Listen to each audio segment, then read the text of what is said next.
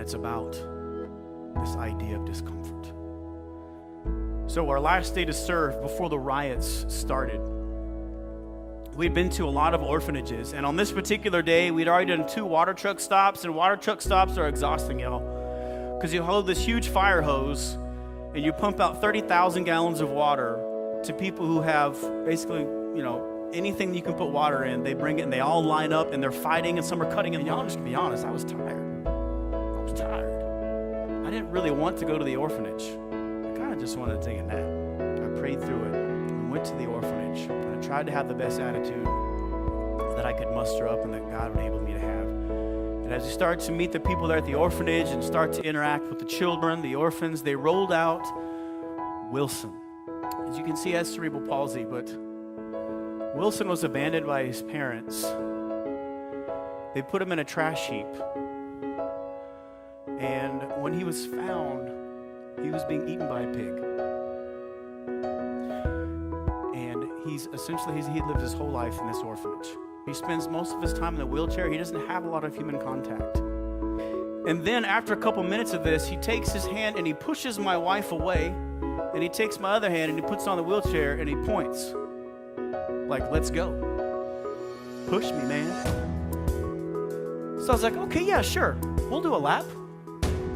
So I push him around, do our little 1 lap around the courtyard. And I'm like, all right.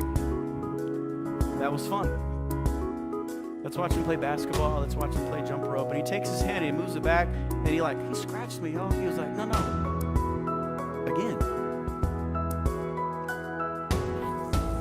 Okay. Let's go again.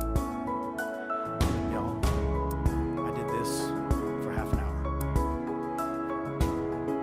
And at the end of half an hour, I asked for the help of my better half. I said, baby, would you please, you want to push Wilson around She said, no, I'm good. Love you too. So what did I do for another half hour? I kept pushing Wilson around the courtyard. And after doing that for a little bit while longer, the owner of the adoption place and the missionary said, he doesn't get taken out of there very often. He would probably love it if you took him out.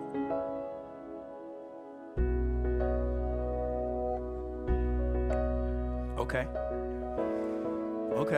let's do this. All right.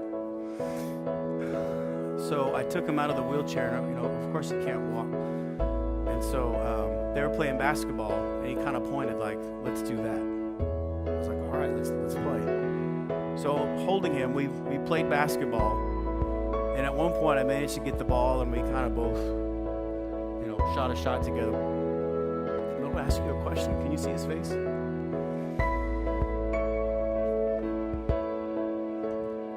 So as we close, I want to share a verse with you. It's Philippians 2:17.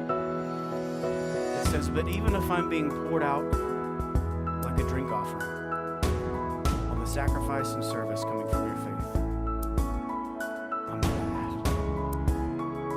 I rejoice with all of you. God doesn't call us to be in comfortable places so we can make us uncomfortable. He calls us to the uncomfortable places because of the joy and the gladness that can be matched by nothing this world offers. That comes from obeying Jesus.